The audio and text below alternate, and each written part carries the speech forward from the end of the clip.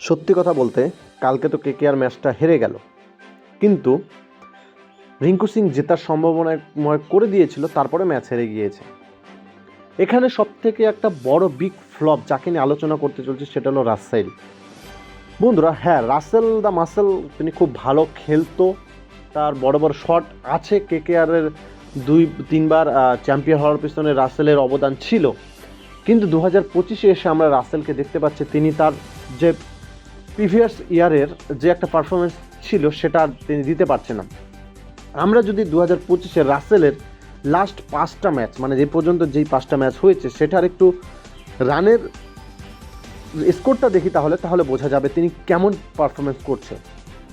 তিনি প্রথমে ব্যাঙ্গালোরের বিরুদ্ধে 3 বলে 4 রান করে আউট হয়ে গেছে।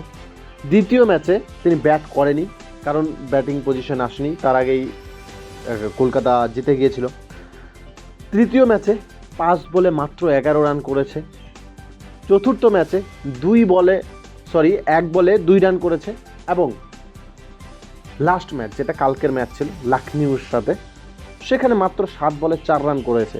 কালকে এত বড় একটা ক্রুশিয়াল ম্যাচ, সেই ম্যাচে এসে রাসেল্লা 4 বলে মাত্র 7 রান করে। তো বন্ধুরা, এই পারফরমেন্স দেখে মনে হচ্ছে যে রাসেল তিনি আর তার আগের মতো পারফরমেন্স দিতে পারছে না, কারণ বয়সের ছাপ সব থেকে বড় কথা। ক্রিস গেল ভালো খেলতো, তিনিও অবসর নিয়েছে। আমার মনে হয় রাসেলকে যদি তিনি ঠিকঠাকভাবে না খেলতে পারেন, হয়তো বা তিনি প্র্যাকটিস করুক কিংবা টিমের সাথে থাকুক, অন্য কোনো প্লেয়ার আছে তাদেরকে নেক্সট ম্যাচে সুযোগ দেওয়া উচিত, কারণ 5 ম্যাচে পুরোপুরি ফ্লপ রাসেল।